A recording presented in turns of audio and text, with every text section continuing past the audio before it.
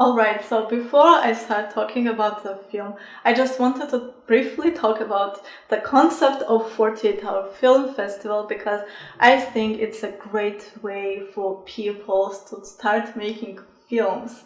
So this project, I don't know who invented it first, but it's incorporated in different cities around the world. So in Winnipeg, it's done by Winnipeg Film Group.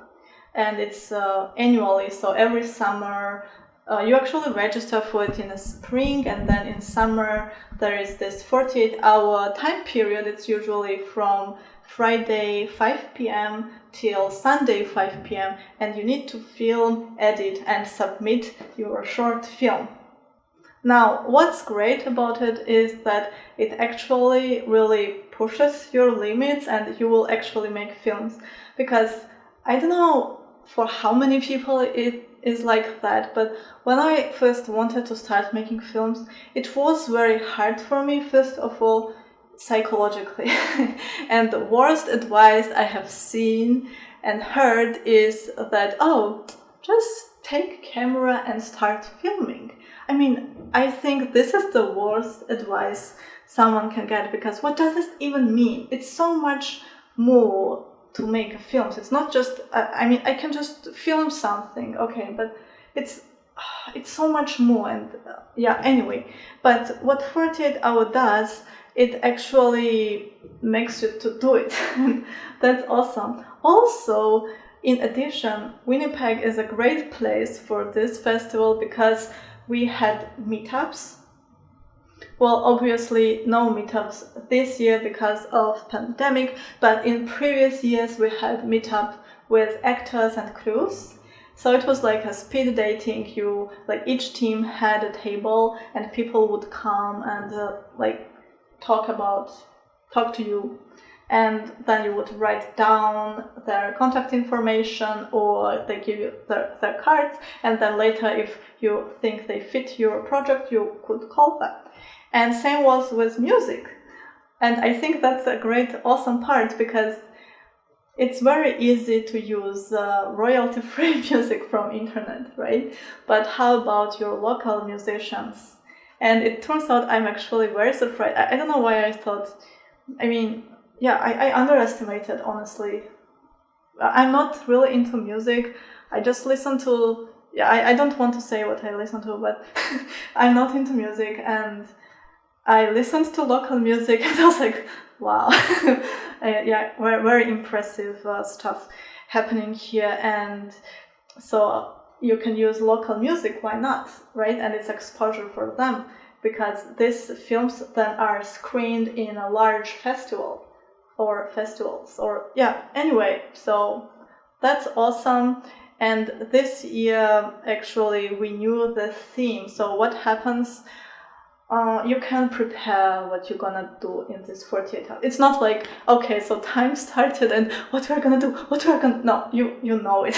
So usually registration happens 1 month or 2 months before this event, and so you have the time to plan. Well, actually you can plan before registration anyway, but the idea is that you don't start planning after the time started, after 48 hours start.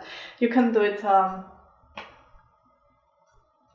anyway. So usually what happens, people have the script ideas, and then when time starts ticking, they receive a theme and they receive keys. So the theme last year was individual versus society, and the film we were making, it was about cows' experience in farms versus human experience, because cows are treated really badly because of their milk, and they need to have babies all the time because of the milk, but then babies are gone because humans need their milk. Anyway, it's messed up, and I just wanted to compare these experiences. So it's like a meetup of moms, and everyone is human, one is a cow, and they compare motherhood experiences. And it just turns out, once we get the theme, it's individual versus society. And I was like, here we go, like, just nice. And then we have a key. So last year it was use a French phrase, use a montage, and 2 other keys. But it's just to make sure for them, they need to make sure that you made this film within this 48 hours and not before that. So it kind of makes sense. But this year it was a bit different because of pandemic. And we knew the theme when we were registering for this festival, and it was self-isolation. Now, I didn't want to make it about the virus, okay?